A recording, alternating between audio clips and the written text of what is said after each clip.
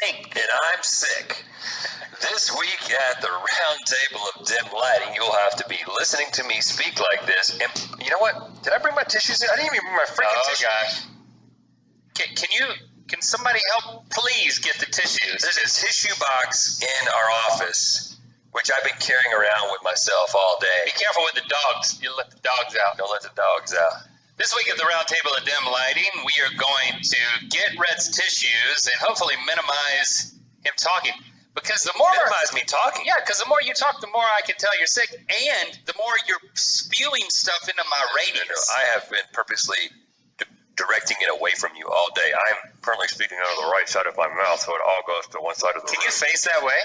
Are you cool with that? No, I'm projecting everything to this side. But also face that way. Thank you, Kiko. Look at that. I got my tissue box. I'm sitting up there. Today, we're going to update you and each other on the spring break adventures we had. We're two spring breakers. Yeah. We're not over 40. We're still going on spring break with our children. Right. So, yeah, we had a full week off that we have not fully downloaded to each other. I mean, from calendar time, it's the distant past. But in relational time, it's like yesterday. Yeah, it's yesterday, brother. A week and a half or so. We do want to let you know that your boys have been nominated for a couple of Webbies for your favorite, or at least the podcast you're listening to right now, Ear Biscuits. Yes, we are a Webby nominee in podcasts, best host, which I think is me, but you know. No, I think that's me. Oh, really? Yeah, it actually said in parentheses, the shorter one. So you can go to the funnier one if you want to vote for me or Link for best host. So we're they don't have a best host. We're not competing category. You shouldn't make us compete against each other. We're competing against other people. No, the whole idea is that people compete against. We compete against each other to generate more votes for us collectively. Because what we're not telling everybody is that a vote for me is a vote for us, and a vote for you is a vote for us. Vote twice. You can't vote because there's an audience choice, and we want you to choose us. Vote.webbyawards.com through April 18th, 2019. But that was just one of the nominations. Like the other nomination was just best podcast in the comedy category. Yeah, very honored. Thank you, Webbies, for the nomination. Well, listen, we don't have much control over the judges' choices, but we can encourage you to vote. We are part of the Academy. Vote.webbyawards.com. And we will be voting for ourselves. Look only for Ear Biscuits. And GMM is also nominated. Can you vote for yourself? GMM is nominated for Variety Series, Comedy, and I think, is that all we got? We got an honor. GMM host, we got an honorable mention. Yeah. So there's not good. We're not good enough hosts of GMM to be a nominee, but we are good enough to be an honoree. And all we do is go on vacations and come back and talk about it. I mean, and then you call it comedy. That's right. It's the new comedy. Hold on. You know what? That's a. You think it's better than that? That's not what you call it, Feldman? Sorry to touch Don't touch it. Don't touch my sleeve. Sorry to touch sleeve. We're going to have to desanitize it. But you just actually. Well, sanitize it. You gave me and us a quarter? An idea for what the future of this podcast could be. Let's just be travel buddies and just talk about our travels. Yeah. Okay. Can we go separate? Because if we go together, there's nothing to talk about. You're right. Yeah. Yeah. I see where you're going with that. Can we be estranged travel buddies? We're not travel buddies. We're travel correspondents. You need to raise your mic a little bit. I think Smosh has been using your mic stand, and you're hunching. You're not supposed to tell people that Smosh records their podcast in here. And you're going to make them sick. Yeah, that's my goal. Make Smosh sick. That's not strategic for us. I'm just going to be honest. So I went back to London for spring break, and I had this idea in January, maybe it was the end of last year. I had this idea because Lily, our oldest daughter, our oldest child, is turning 16. Well, she just did. March 31st, she turned 16. And I was thinking, wouldn't it be cool to just take her on a vacation, just us, me, Christy, and her? So it's not a family vacation. This is like a dedicated time to just make it special for her at such a special point in her life. I mean, they call it Sweet 16. For a reason.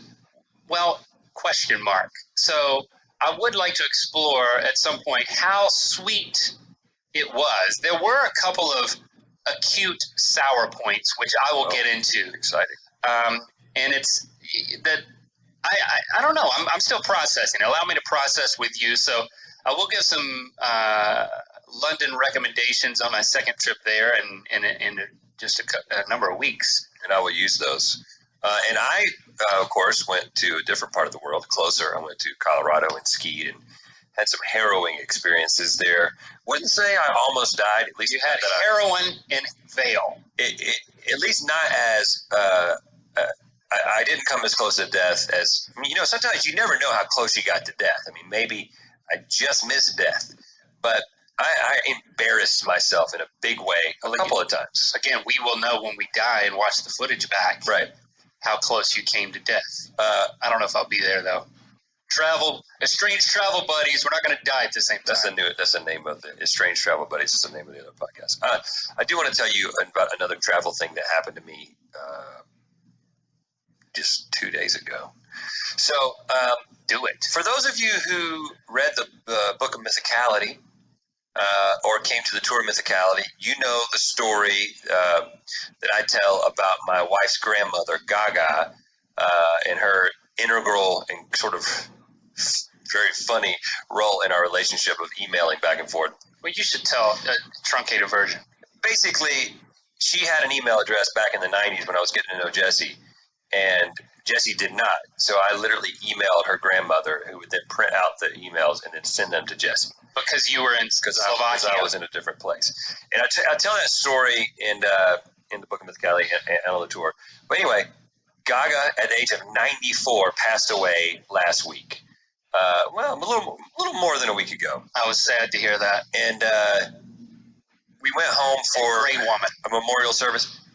And I already knew that she was an incredible woman. I knew that she was, and like I told you, that she was strangely great, unusually unusual. She had all, she kind of fit the typical older Southern lady in a certain number of ways, but she also was just in the Southern. She would say Southern. She dropped her R's. Yeah, it was like that old Southern belle kind of thing. But something is up in the air. She literally talked like that, and she was not joking. Yeah, this old Raleigh accent.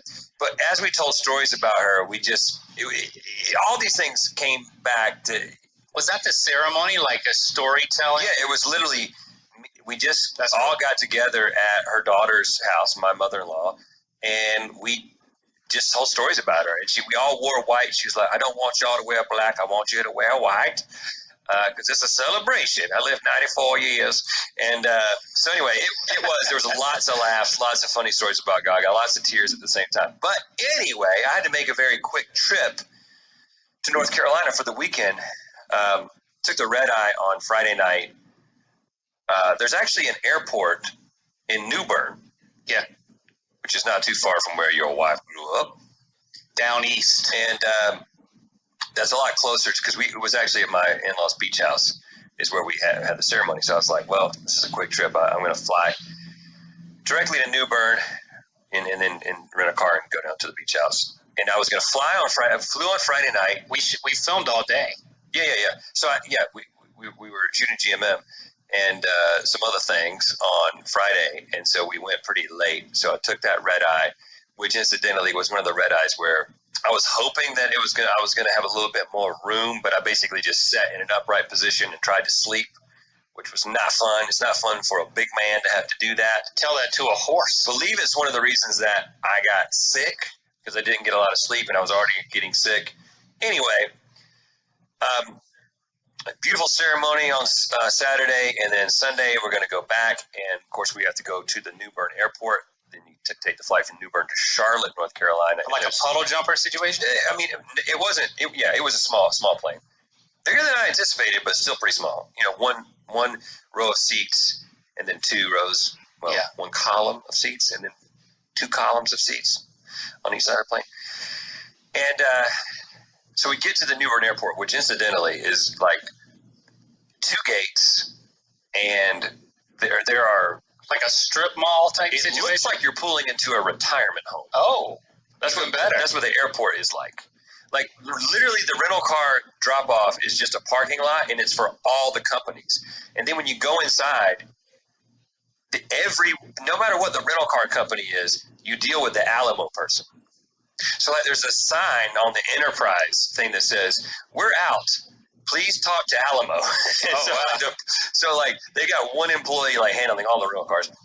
There's rocking chairs in the airport, which incidentally, there's rocking chairs in the Charlotte airport, but it's much more quaint in the New Bern airport, which I think is also like Coastal Carolina Regional Airport. Are you sure you weren't flying out of a Cracker Barrel? It was as much like a Cracker Barrel as an airport can be. Okay. So I hope to be successful enough to park my private plane at Cracker Barrel. It's so small that you don't just get there and then go through security. You get there and you sit outside, and then right before your plane takes off, they're like, "Okay, everybody go through security." Wow. Then you go through security and just basically get on the plane. Like, that's how small it is. So Locke and I get there. I got there like an hour before the flight, which is very late for me typically. You know what I'm saying? Like, I'm at like a 1.5 to 2 hours ahead of time, but I knew that we didn't have much to deal with. An anxious wreck. And I get there an hour early, and then I realize that the flight has been delayed by 30 minutes, which is going to give us about 30 minutes to make our connection. Like, from the time the doors, we touch down in Charlotte, we got about 30 minutes before they shut the door to the other. So I'm a little anxious. So anything could go wrong here. Sitting there waiting, and then the flight gets delayed. No, we get onto the runway. And the pilot says, unfortunate news, we've been given a weather delay we're going to take off in approximately 30 minutes. That's not so basically work. My entire buffer is gone.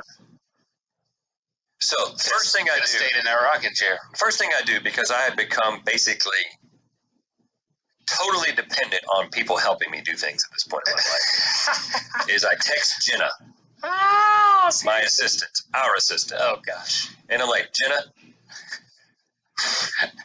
here's the situation." I actually called her. I was like, "Okay, we were supposed to have a buffer. We're not going to have a buffer. And I just need a shoulder to cry on. I need you to get me on the next flight." I talked to the woman at the gate in New Bern preemptively, and she was like, "Well, the next flight's completely full. You can do standby, or you can fly out in the morning." And I'm just thinking about the fact that I don't want to be there. And I'm with Locke, by the way. So thinking about the fact that I don't want to be there. I'm with Locke, by the way. So Locke and I flew together because Jesse and Shepard were staying a couple days extra. Locke's got to get back to school. I got to get back to work. We got things happening. We got things scheduled. We got meetings, etc. You're important enough to have an assistant. And so she was like, "Okay, I'll get on the phone with the Actually, the representative is supposed to call me back in 50 minutes because that's when she called the number. They were like, to get a call back 50 minutes from now. So she did that. That's about how long the flight takes. So we touched down, but mathematically speaking, and I had talked to the pilots. I'd gone up to the two pilots because there were everybody sitting with each other, and I started talking with them. I was like, "You guys, hold on, you were sitting with the pilots? The pilots were sitting waiting to get on the plane. Waiting to get on the plane." Oh. And I was like, "Hey guys, how confident are you in this getting to Charlotte?" And they're like younger than me, and so and they were like, "Well, it'll probably be 1 hour total from closing the doors to opening the doors, getting off the next plane." And they were like, "Where you got to get?" I was like, "I got a really tight connection to LAX." And they were like, "Okay, we'll do whatever we can to get there as fast as we can." Like, I don't know what kind of control they have. I thought it was all autopilot anyway. What do you think? They might say, "You know what? We'll just take you to Los Angeles." Yeah, I was hoping for that. I've seen you on the internet. We'll reroute the plane. Hey, you're nominated for a Webby. Hey, do you have an assistant? That was what I was hoping. All right, we're going straight to Los Angeles. I was hoping they would secretly recognize me and make accommodations, but that didn't happen. So anyway, I was freaking out, as you might imagine. And then our flight out of Charlotte was at 5:45. The plane lands. Now, we've been told they closed the doors 10 minutes before departure. 5:35, the doors were closed. We landed, touched down on the runway at 5:25. It took 7 minutes for them to. You got 3 minutes to get there. But not only that, because the plane is so small, we had to valet our bags. So we couldn't just get off the plane. They had to put the bags with the tags underneath and gate check the bags. Okay. So how much time did you have when you got your bags? 1 minute. Okay. We had 1 minute. We got our bags at 5:34. I'm texting Jenna. She's like, The gate 8, the woman says that you're not going to make it. She's talked to the gate. They're not holding it for you. That's what Jenna's saying that the American Airlines woman is saying to her. So she's like, I've already got you booked on the next flight. I think they did know who you were. They've already got you booked on the next flight. So, first of all, I looked at a map of the Charlotte airport, and I was all the way at the end of Terminal D, and I had to go, or E, I had to go all the way down E. You're trying to Jason Bourne this thing. All the way down E and back up D. And I'm like, looking at the thing, I'm like, okay, maybe I can make this. I was thinking maybe I can make this in 5 minutes. When I had 1 minute, I was already sick. Anyway, Locke and I pick up our carry-ons. We're literally carrying our carry-ons, and we both have backpacks. We start running. Locke's a young man. He's 15. He's in shape. He kind of gets ahead of me pretty quickly. I'm running as fast as I possibly can without hurting myself through the Charlotte airport. Wow. Saying, excuse me, excuse me, excuse me, excuse me, excuse me. You know, as being as polite as possible. Still a good Southern boy. I would have just resorted to a beep. Boop, boop, boop. And they just think you're backing up. They think, excuse the cart when you do that. And then they would have looked for a cart. Just flying to the airport. Eventually, I had to stop and gather myself. Oh. I mean, it was that crazy. Take a breather, hands on the knees. Multiple times. So in the end, I stopped 3 times to get all the way to the gate. And I see a bunch of people lined up. And I'm like, this is potentially really good news. And then the guy sees us run up. This dude is like, they changed it to 6 o'clock, guys. No worries. Really? They moved it back 15 minutes. So they had already boarded my group. But so I'm like sweating profusely. Like I've got a hoodie on that I've worn and ran in. Oh, gosh. And anyway, I think that sent me even further into sickness because I just completely exerted myself. That's the most I've worked out in probably a decade. It was just to run across the Charlotte airport. And you know what? I could have strolled because I had 15 minutes instead of 1. I would have said, you know what? I'd rather not worry about this. And I wouldn't have done. I mean, I'm not rubbing it in. I'm just telling you, I would have not done anything. I would have been like, well, I'll get there when I get there. Well, but ironically, I would have gotten there. 9 times out of 10, you would have missed the flight. Oh, that's your opinion. And I would have missed the flight. If they had to move the flight, I would have gotten in a huge fight. I would have just got. I probably wouldn't have ran. I would have gotten on the plane without you. Yeah, I would. I probably wouldn't have ran. I probably would have ran, but I would have been very angry about it. And then I would have been proven right when we got there. But what did Locke say? Was he mad? No, he was excited. It was an adventure. Well, he's not 41. He didn't almost pull something or die. Kiko, could you grab that trash can so I don't have to throw my snot-laden tissues onto the floor? And then Jenna did all this work for nothing. Now Kiko's doing this. Look at you, man. Look at you, man. Anyway. Can't get your own Kleenex? Can't get your own trash can? If you need the directions from gate E38 to gate E10 in Charlotte, just hit me up on Twitter. That's at RhettMC. I bet you smelled horrible. No, I smell good, actually. My sweat tends to generate good odors. Oh, gosh. Listen at you, man. Listen at you. Listen at you. I'm going to share my experience and then hear about yours. But first, we got to promote some stuff, some merch. Mythical.store is where you can get all types of stuff, big and small. Here's a small thing. Pop socket that says it's got the Mythical logo on it.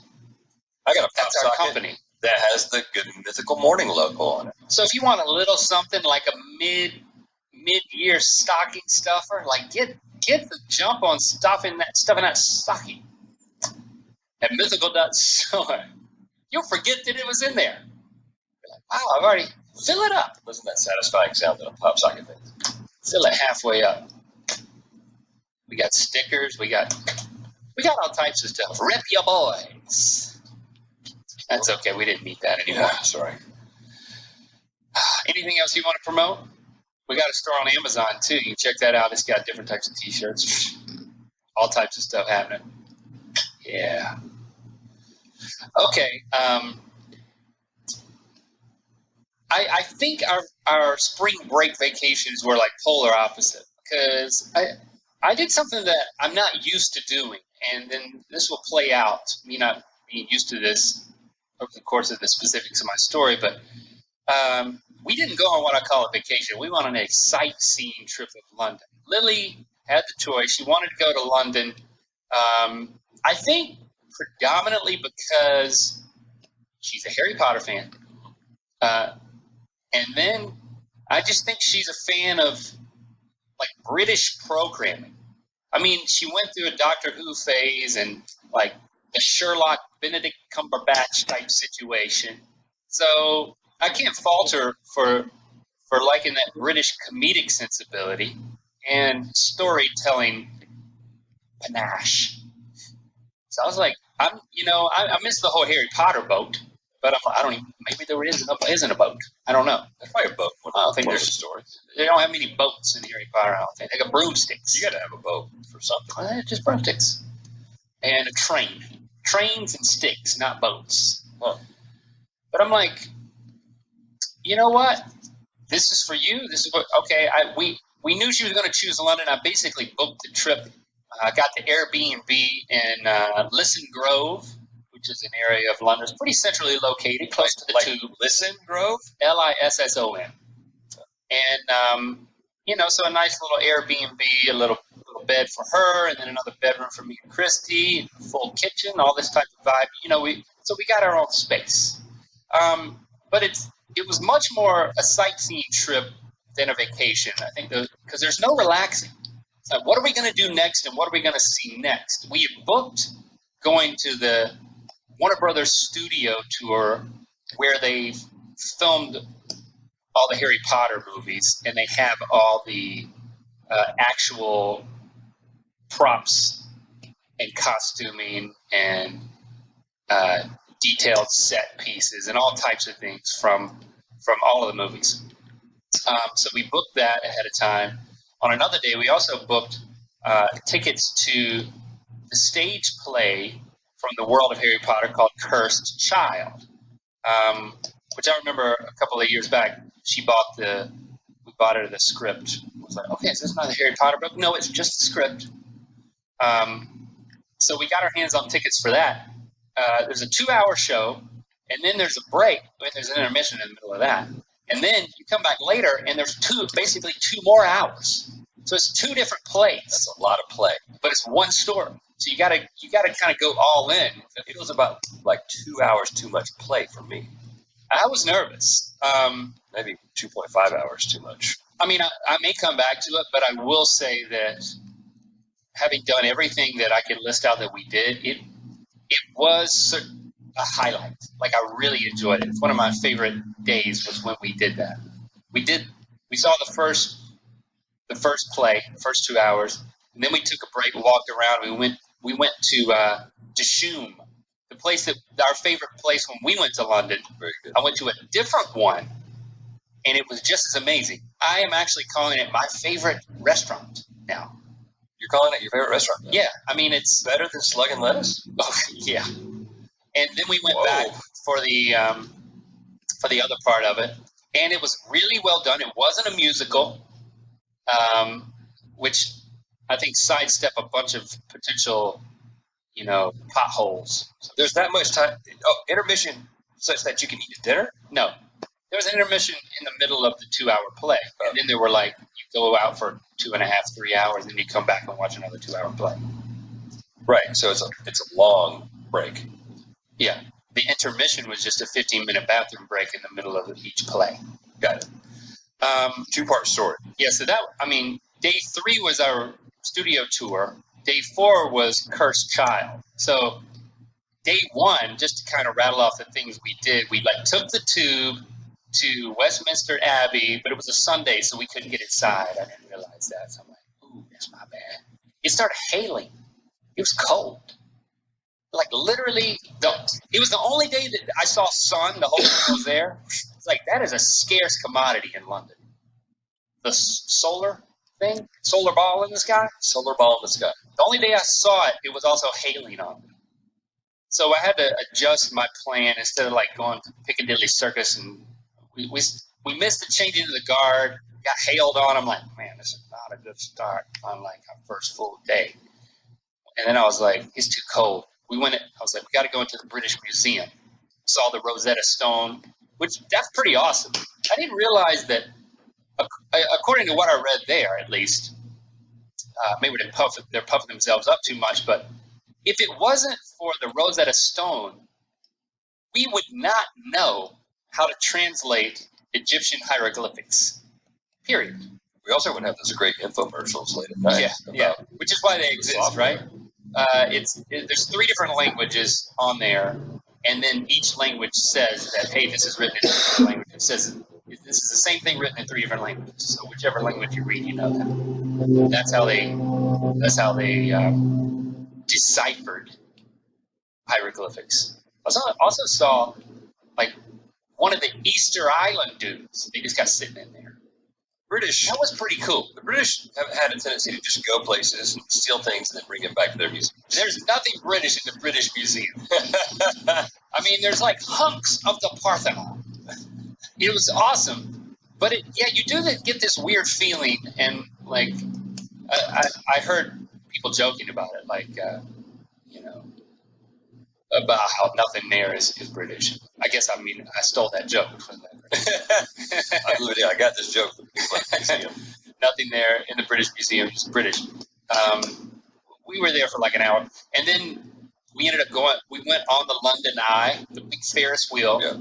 Chrissy didn't do that. You're developing a flavor profile of my wife. She doesn't like to fly, but she did it.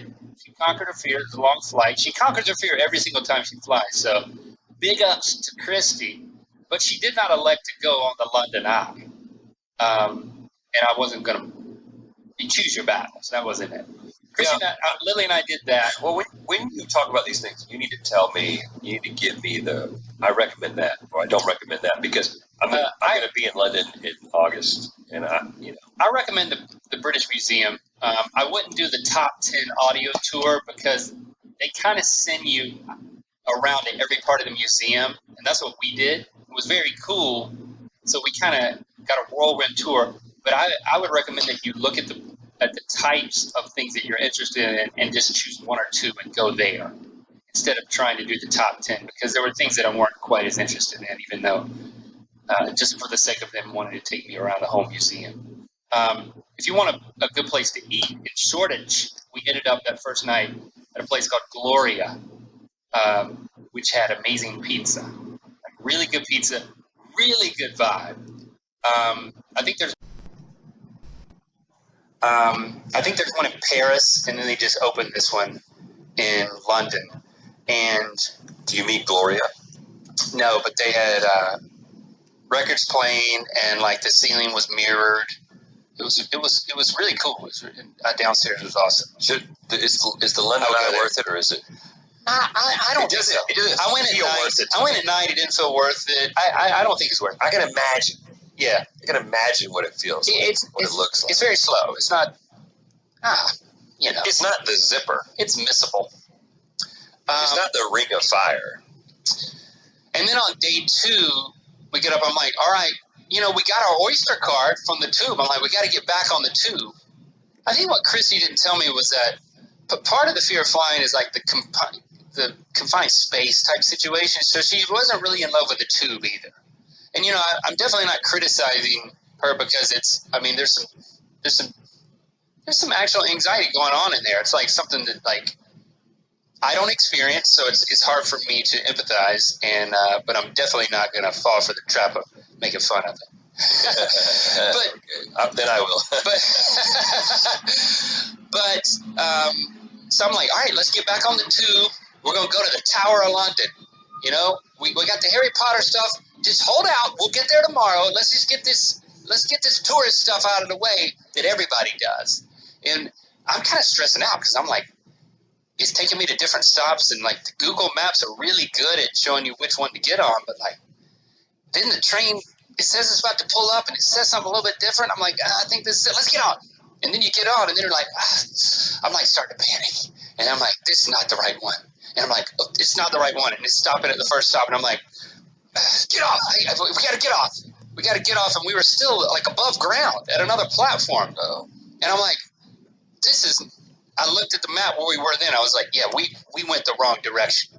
And now it's saying we got to go, and we can't just get on another train here. And I'm like in full panic mode. Like I actually was like falling apart, and I didn't realize it. Like, I was panicking, and I'm like, we gotta get, because getting on a train and then like making a split decision to get off and make sure that like all members of your family are there. Boy, I'm glad I didn't have the boys with me. I guarantee you, at least one of them would still be on that tube right now.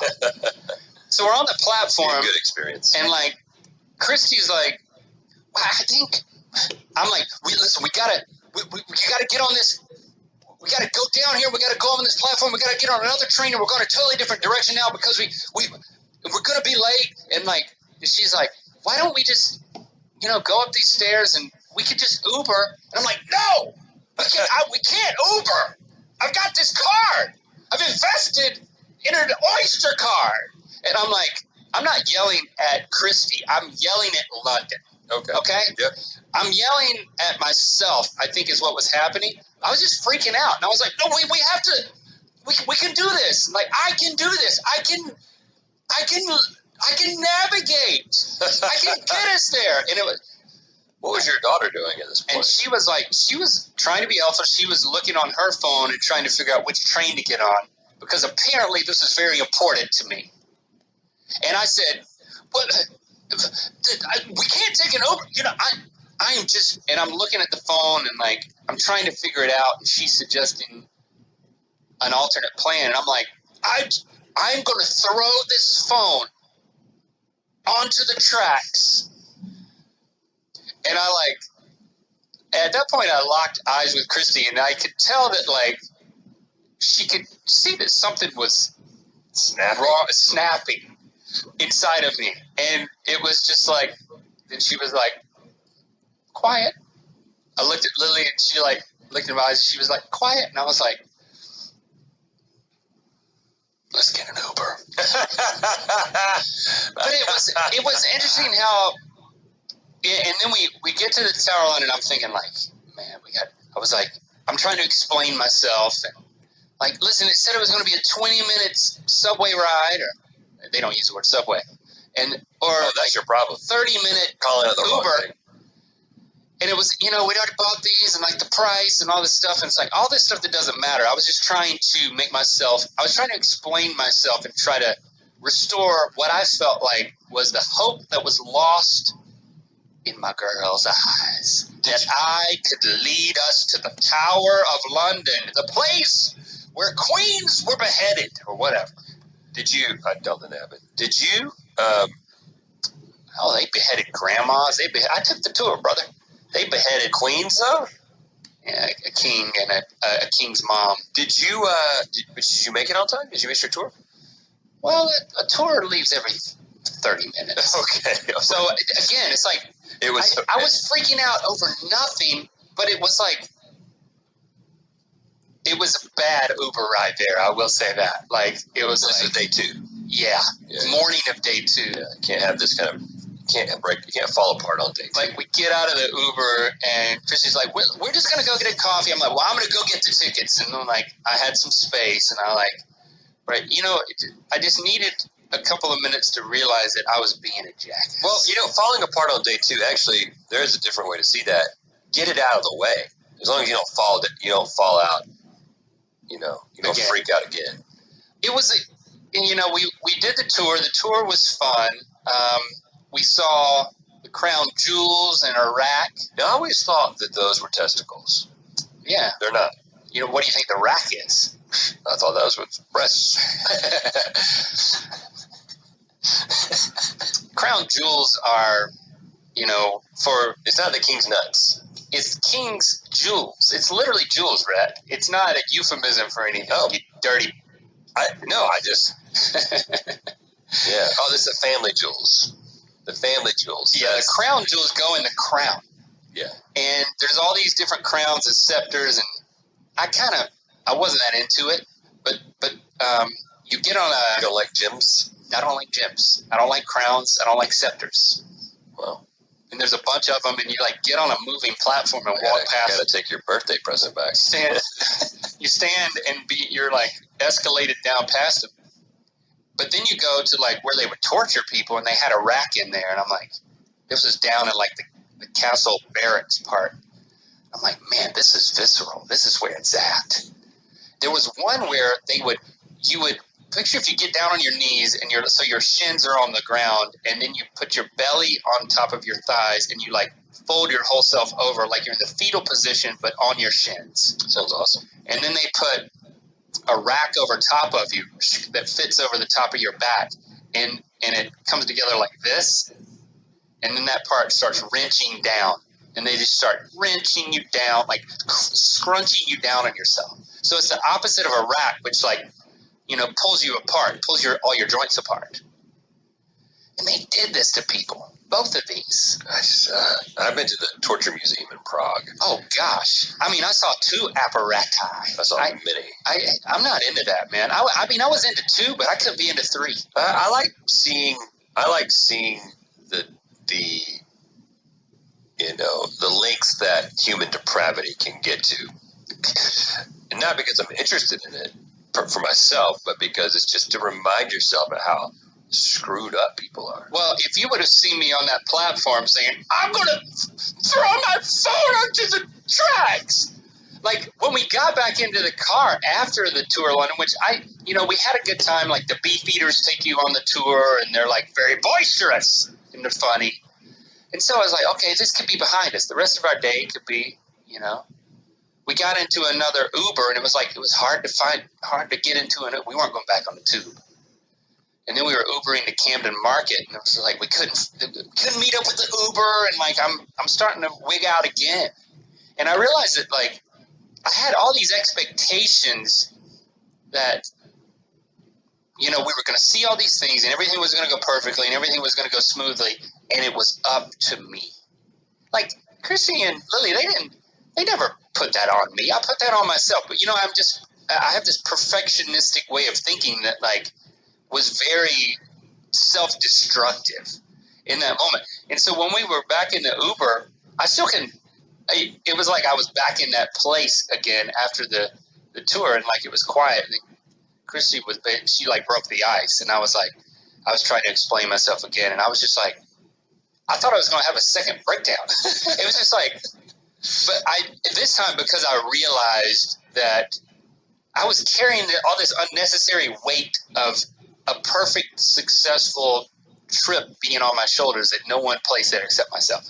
So once I got over that, Camden Market was awesome because it was some really good food. Like, you would love it there. You should go there. There's like a bunch of different food trucks and like all different combinations of foods. But that was my first moment of introspection. And I think it's good to have a couple, which I did have a second one, which I'll tell you about after hearing a little about Colorado. But I made it through that. Well, I embarrassed myself as well. Oh, good. I'm going to tell you a story that will you'll see the purpose in it. It's a little backstory. Okay. So, as I established weeks ago, I took the very douchebaggish step of getting custom ski boots made for myself. You told us all about those boots. And, I have an unusually shaped foot. It's narrow, it's long, it's a high arch. There's ski boots that you just get at the rental place. They just, they can't handle my feet. Your arch is so high, it looks like it was put in one of those torture devices. Yeah, it might have been. Which I think women call a high heel. I don't remember my early childhood. It's like your foot bent over on itself. So I had these boots made, and then when I went to Mammoth, the trip that I talked about before, I actually ended up with quite a bit of pain in my heels, like the sides of my heels, and specifically the right foot was very painful. The outside of the right foot. Okay. So I go back to the place in Studio City, SkiNet Sports. I didn't know the name last time, but shout out to Claude, SkiNet Sports. He'll hook you up. Willie? Yeah, because here's what he does. You can never guarantee if a boot's going to have a perfect fit until you go out and play around in it, ski in it, as they say. And I go back and I show him on my feet where it's hurting, and then he takes this makeup. He takes my socks. He says, take your socks off. He doesn't do that for you. And then he puts makeup on your feet, and you put them back in the boots.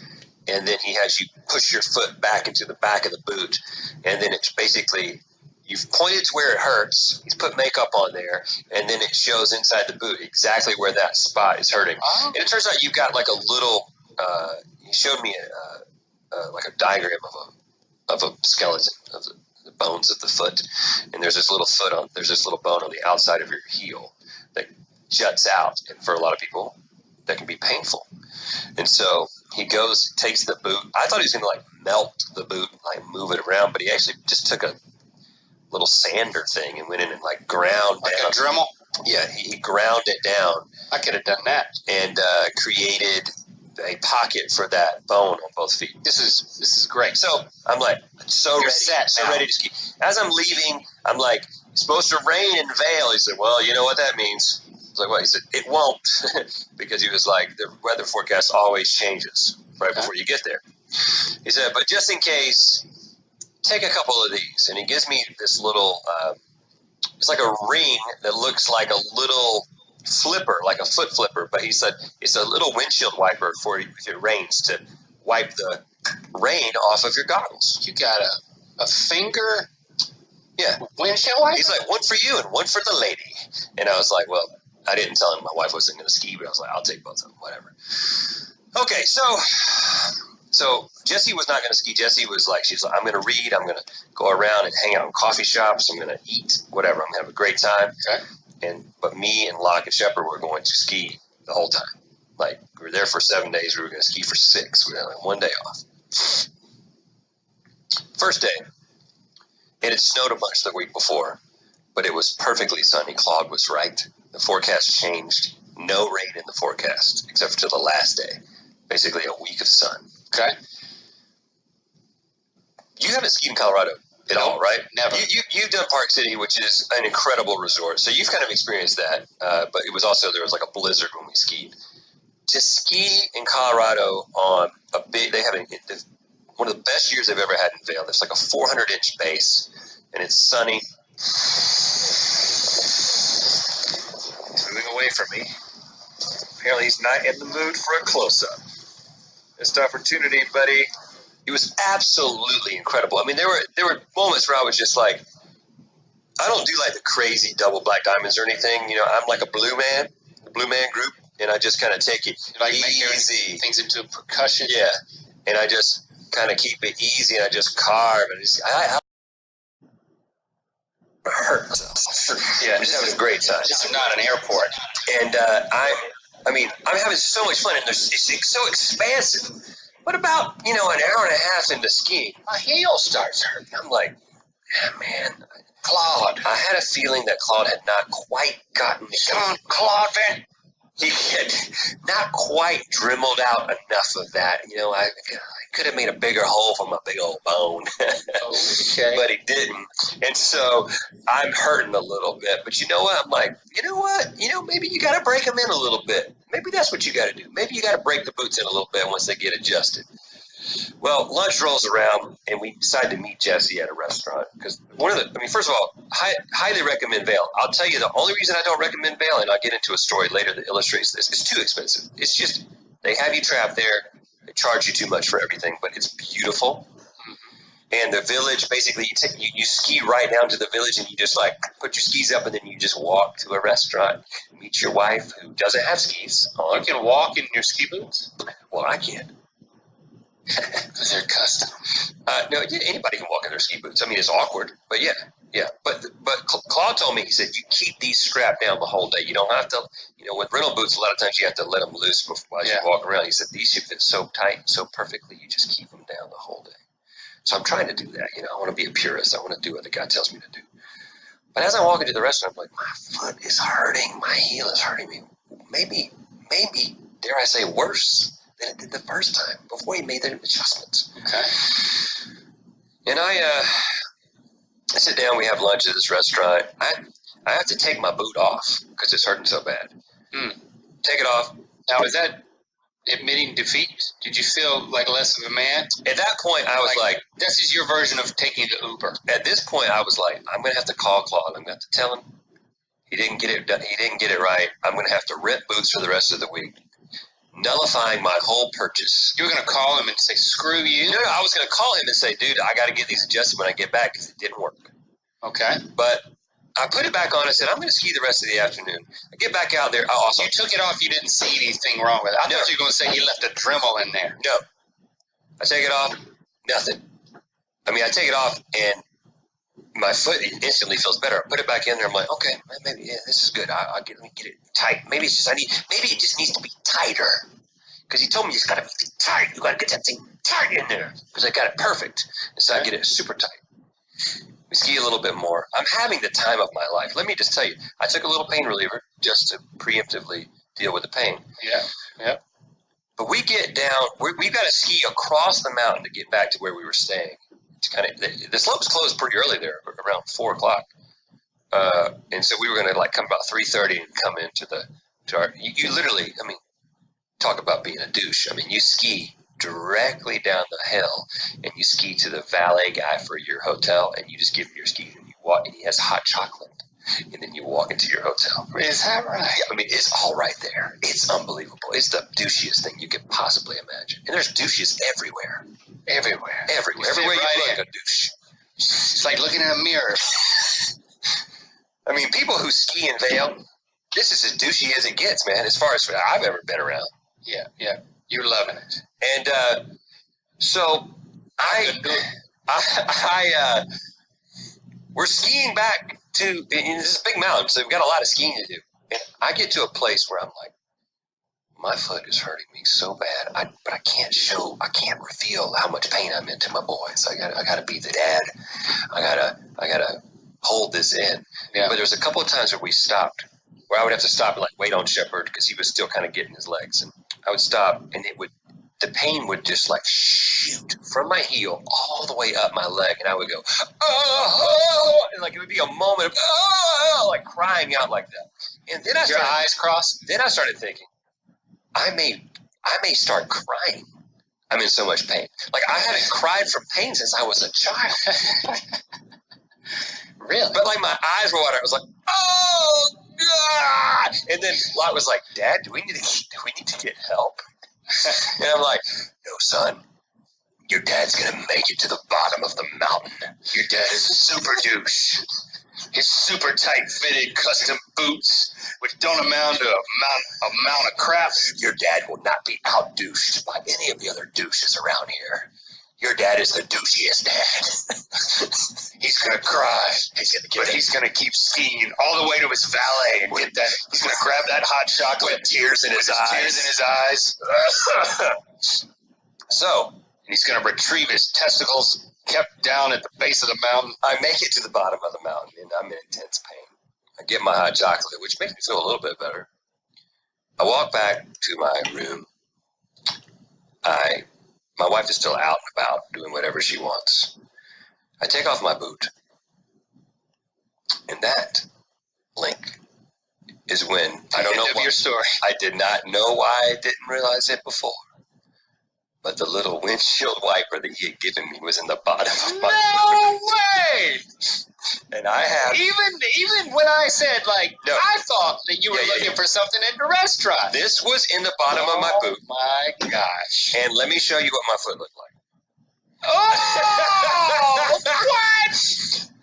It was... Okay, you paid so much money for custom-fitted boots, and then you put a plastic windshield wiper directly under your heel. Now, you may think to yourself, how could you not feel that there was something under it? Yeah. And something about the shape of this, the fact that it was perfectly situated in the bottom of my heel, the fact that it has absolutely no edge on one side, and then it is a perfect circle, and the fact that I had experienced almost the exact same type of pain before, all these factors led me to never consider that maybe the freaking squeegee, they call it, that's funny, squeegee, is the thing that was sending so much pain into my body. And it's weird how, it was literally sending it directly up your heel. It was crazy. That's like an acupuncture type situation. And the fact that I made the decision early on to be like, you know what? It needs to be tighter. That was when you ratcheted it down. Let me tell you, the rest of the trip, when I didn't have that thing in my boot, Claude, shout out to you, brother. You made my feet feel incredible. I mean, you shouldn't have given me that skeegee because I put it in my boot. That was my fault. But the repairs you made to my boots were on point. I don't need any adjustments. I'm so happy. It's the douchiest boots I've ever had. This is one happy douche. And so that was day one. That was day one. I'm glad I got that out of the way. Wow. What if you'd have realized it at the end of the trip? That'd have been horrible. Well, it would have been difficult to do because I did look in my boot. You know, I didn't look at it in the restaurant because I didn't even want to draw attention to the fact that I was taking my boot off. You were too concerned about your rep. I was like, you didn't want all the other douches to know that you were nobody else in the restaurant had their boots on at all. Oh, nobody was even. I felt, Oh, really? Anyway, the skiing ended up being an incredible part of the trip. I did yell at my children a little bit just to kind of join the club. It's interesting that you're the one who likes variety and doesn't like to go back and do the same thing. Like, I thought you may be like, man, this skiing thing's getting old. I want to experience something different. Well, like, are you doubling down on the skiing now?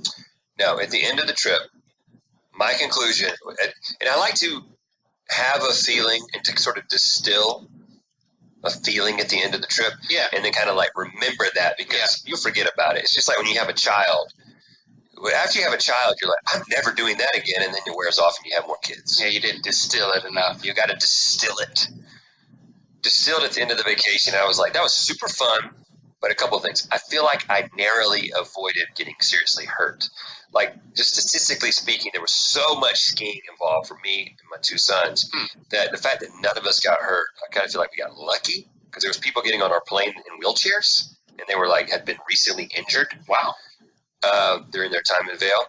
And also, yeah, you do kind of feel like I've kind of been down this trail. Because I'm not some super risk taker and I don't like jump off of cliffs, my skiing experience sort of maxes out with a certain thing. And so, and also Jessie didn't do it with us. And so I kind of felt like I wasn't really spending that much time with her. So I thought, you know what? So you're saying this phase is coming to an end? No. I think that the weekend ski trip, the 2-day, the 3-day ski trip, but a full week of skiing in one place, we're not going to do it next year. We're going to do something else, and then we'll decide as a family if we want to go back and do it again. It had an incredible time. And the kids, one of the things about doing that much skiing back to back is like the learning curve. Like the kids are so much better. Like we're like Shepard, like, can keep up with us perfectly now because he just did so much skiing. Well, I agree that you should distill down your trip. I think for me, as it relates to the trip, but I had all the expectations of what the perfect trip would look like from an itinerary standpoint. On the 5th day, we went to Stonehenge and Bath. And then just to give you a complete view of what my trip was, I do recommend going to Stonehenge. I know you're into, it's not wood, but you're also into rocks. And you're into like 5,000-year-old rock configurations. Very cool. Bath was okay.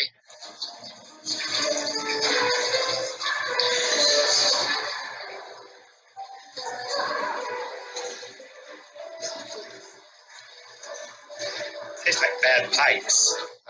It was cool to walk around, but I really love Stonehenge. But as far as like distilling it down, I also think I had a lot of expectations. I got really excited the months back when I said this is going to be like Sweet 16 Lily trip.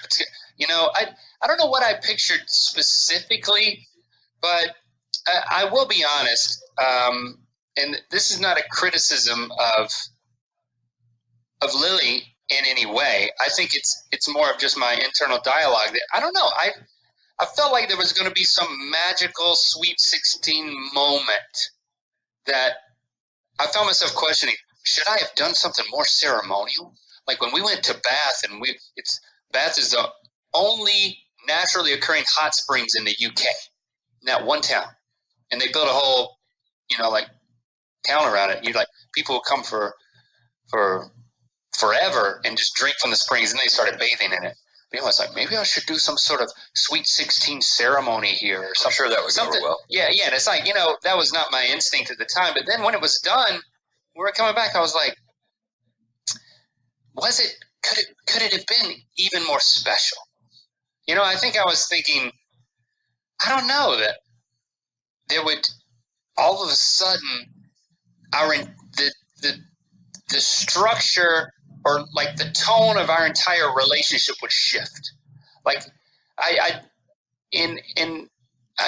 ultimately chalked it up to me having these nebulous but huge and unrooted expectations of some magical event happening where, oh look, my daughter is a woman now, and I guess that's not the right way to say it, but like it was that we'd have this special moment. Like remember that one moment when she turned to me and her mom and said, you know what, you're the greatest parents on earth, and I I just feel like I'm having the most special moment of my life right now, and I'm glad that I'm sharing it with you and not with some two-bit boyfriend who wants to take me to some knockoff prom situation.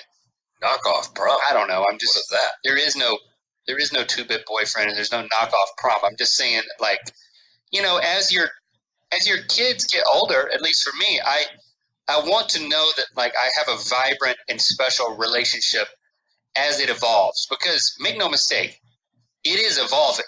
I mean, she's becoming an adult, so it's not a parent-child relationship exclusively. Now it's like there's a friend component. They're starting to have conversations that you would have with any other adult, and seeing her rise to that occasion conversationally and say, "Oh yeah, I'm seeing my daughter differently as a more mature person who's becoming her own complete adult." You know, that's really starting to happen at this point on an emotional and relational level. But I apparently had some sort of expectation that there would be a magical moment. That only happens in the movies, man. And that happens on television. And that doesn't happen in real life. And to your point, if you tried to like ceremonialize it, it could go very sideways. It could be very awkward. You can't.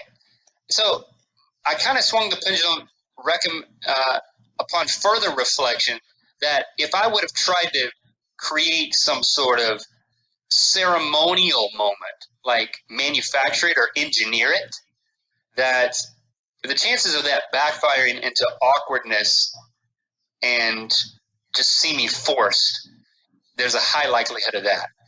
So I think my takeaway, it having been a while since is just an appreciation that we did the trip. I think as more time passes, it will actually grow to be even more special. That's my theory, at least, that you take the whole time as a whole, and it's not, you know, the picture that we took in front of Westminster Abbey when it started hailing on us, maybe that'll be a great memory too. I think it will be. But it's coming back after going to the Harry Potter tour all day and riding in some huge freaking torturous bus for like over an hour to get to this place and to come back, and then just crashing at our room and saying, you know what, let's just watch something. And she's like, let's watch the Umbrella. Let's see, what's it called? Umbrella Academy. This is like series on Netflix that she's into. She's like, I've already watched it, but I want to watch it with you guys.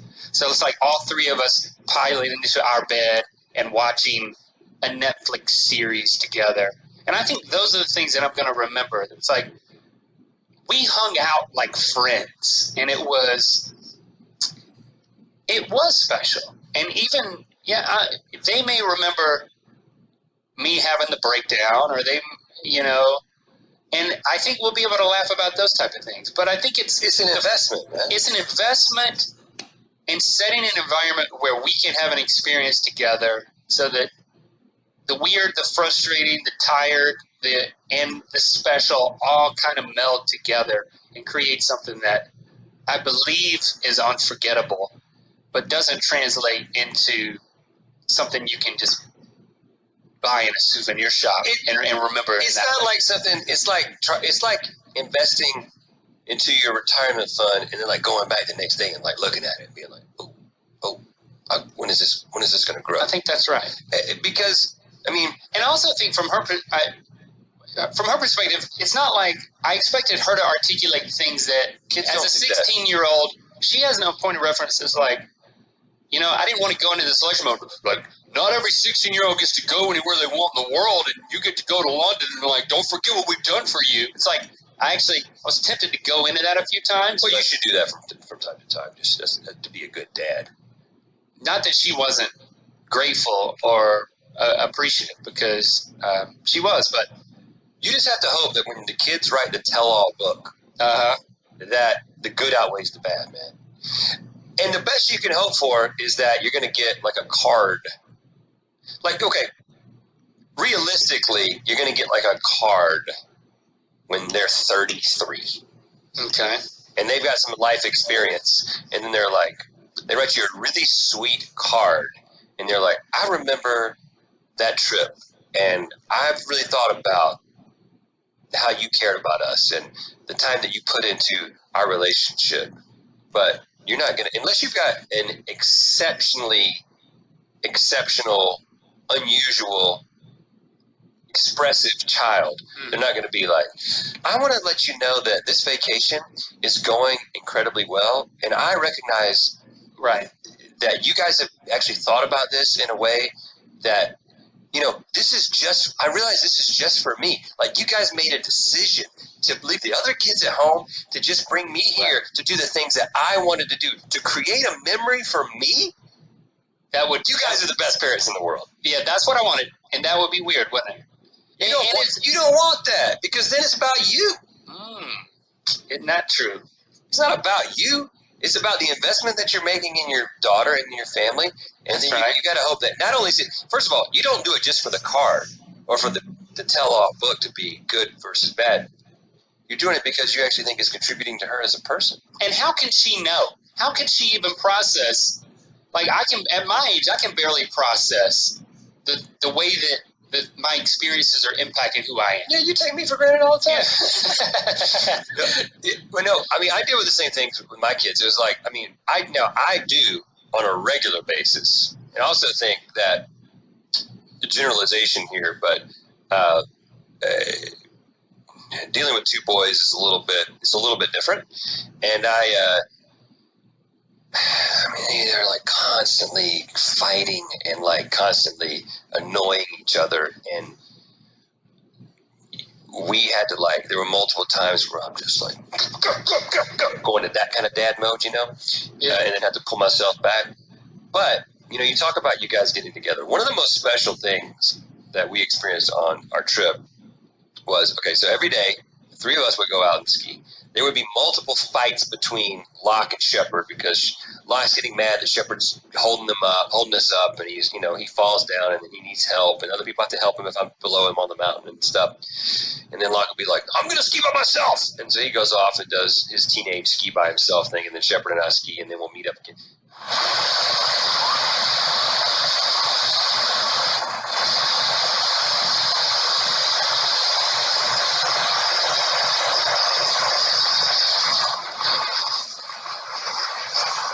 You about to do that?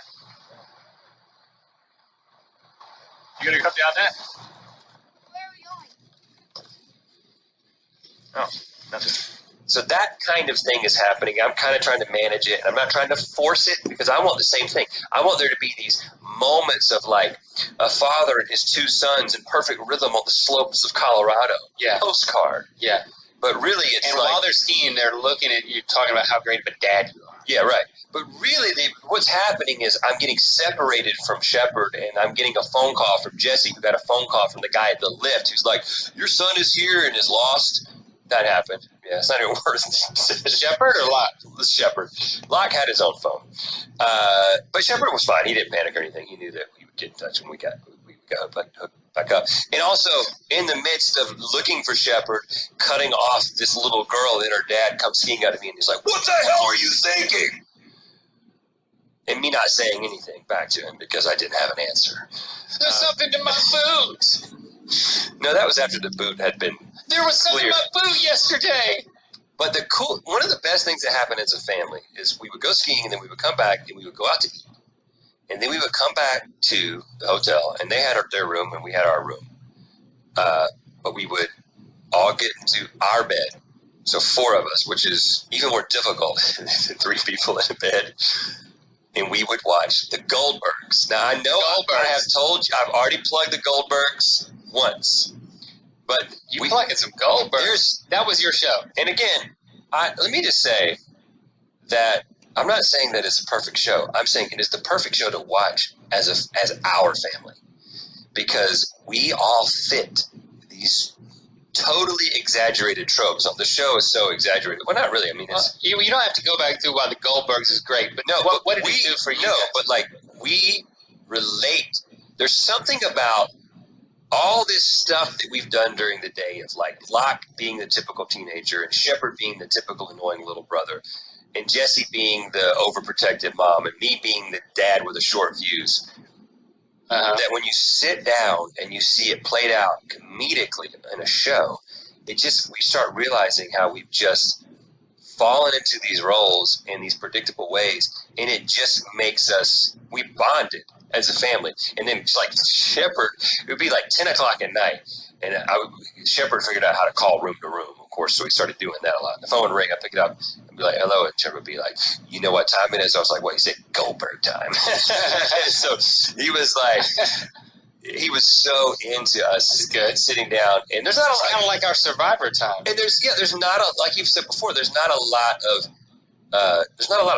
entertainment out there that you can just sit down as a family and just completely bond. That used to be the way it was. Yeah. Ironically, back in the 80s, which is when the Goldbergs were based, but that was the sweetest time that we had. Like lots of typical family stuff that we did of getting on each other's nerves. But there was that time we would all get together, all file into the bed.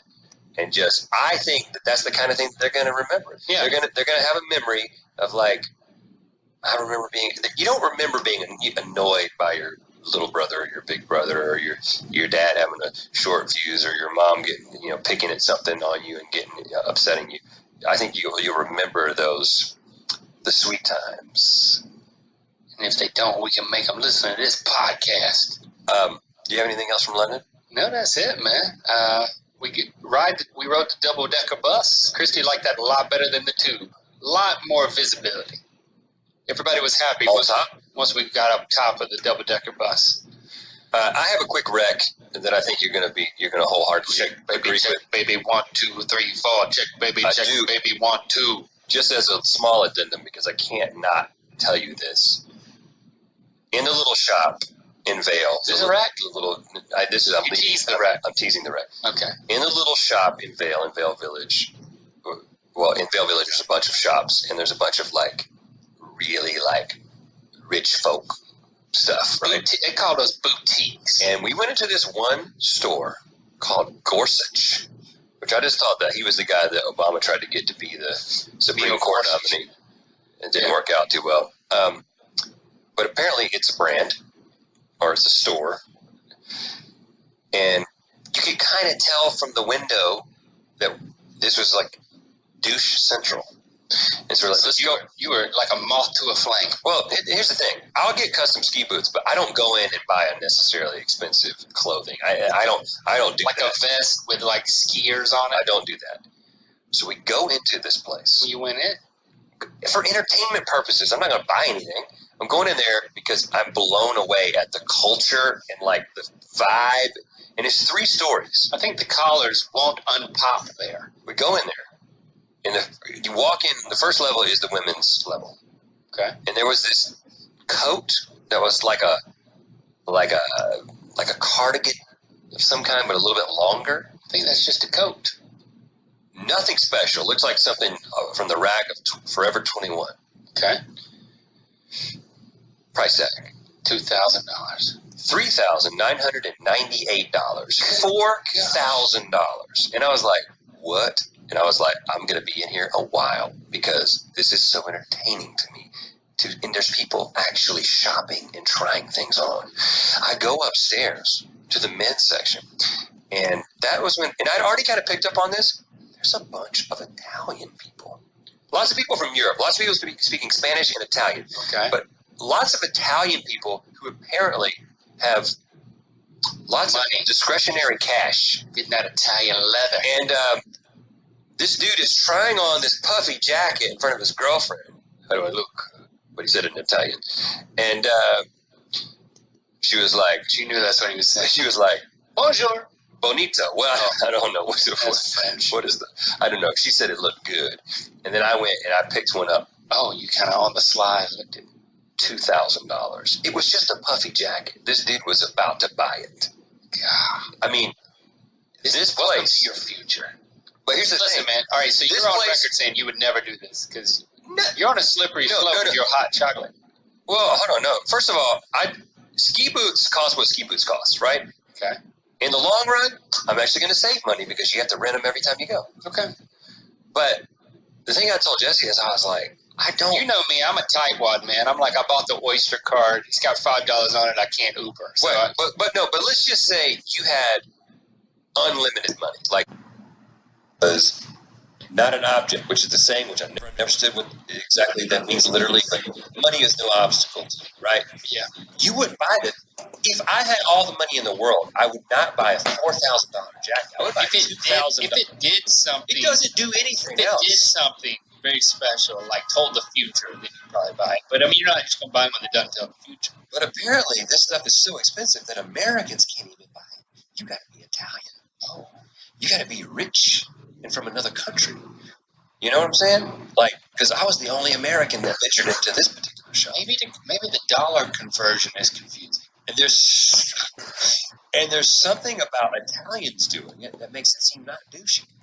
They can do anything. You know what I'm saying? It's like he's kind of making himself seem humble in that $2,000 jacket. Oh, yeah, I can never get away with that. every time they get in the car, they're magically driving on an undulating highway on the coast. Right. Like that's how Italians roll. I don't understand where the money comes Every from. road. It's like Italian royalty. That's not a thing. It's not a monarchy. I don't know where it comes from. Pasta money. That's what it is. They just churn it out like pasta. Yeah. They just extrude money. So anyway, Like bow ties. shout out to the non-douchey, very rich Italians of Vail. May your $4,000 jackets keep you warm at night. What's your recommendation, man? My recommendation is a song that actually you played for me. I do want to say quickly that I made a recommendation, a musical recommendation that we had to cut out because the person that I recommended said something problematic. So I'm not, and I already said that on Twitter. You talking about Cardi B? No, it wasn't Cardi B. It was a very lesser known You talking person. about Michael No, Jackson? now you're just saying things. It was somebody that you probably didn't know about. Controversial artist. No, and I'm saying that me mentioning them to like 90% of you would be your first time you'd ever heard this person's name, and then you'd look them up and you'd see that the thing they're in the news for now is something problematic. So that's why we took the rec out. You're about to make the same mistake again. No, I'm giving you like a very non-problematic music. Don't wreck the same guy. This is not a guy. This is a group. And this is a group that my son and I bonded over because I played this particular song. And I feel like I opened up a world to my son. And he actually ended up texting me today about this whole movement of music that we talked about. And that is "Make It With You" by Bread. Which I think is I love this. I think is on the post concert playlist that you put together. Yeah, I've been big on this song for a while because, Yeah. matter of fact, Spotify played it in the car the other day, and Lily was like, "You played this song a lot." So she didn't seem to love Bread. Okay, well, my boy's in it. And so "Make It With You" by Bread. Bread is this soft rock band that I think that song's like 73 or 74, but early 70s, almost as a rebellion Have you against. ever tried really reaching out for the other side? As a rebellion against the sort of the disco movement that was happening. These guys were doing something. They were just pouring out their music like syrup. Well, they were climbing on rainbows. It was absolutely amazing. This song, dare I say, there are no perfect songs, but if you had to put songs into closest to perfect as it can possibly be, "Make It With You" by Rhett is as close to perfect song as there is. Oh, man, those are strong words. I think it's... And listen to it with your earphones on. Your ear biscuits. It's like Summer Breeze, but a little less douchey. So it's not like... It's like the Italian Summer Breeze. It's like the Italian Summer Breeze. Yeah, I agree with that. It's like putting on a $4,000 jacket and realizing that, oh, I didn't even pay for this. All right, guys, we're gonna wrap this up. Thanks for going with us on the journey back through our experiences of for spring break. Vote for us for the Webbies if you want to. Leave if it's past that, you listen to this in the distant future, you can still leave a review on iTunes if that still happens. That still exists in the future. How far in the future are you listening to this? I don't know. I'm glad it's still in the ether. Somebody's listening to this in 2031. Our great grandchildren. 2031 is not. Hopefully, we won't have great grandchildren by then. Well, I mean, it might be biologically possible, but it would be controversial to say the least. That's like 12 years from now. that's a good point. To watch more Ear Biscuits, click on the playlist on the right. To watch the previous episode of Beer Biscuits, click on the playlist to the left. And don't forget to click on the circular icon to subscribe. If you prefer to listen to this podcast, it's available on all your favorite podcast platforms. Thanks for being your mythical best.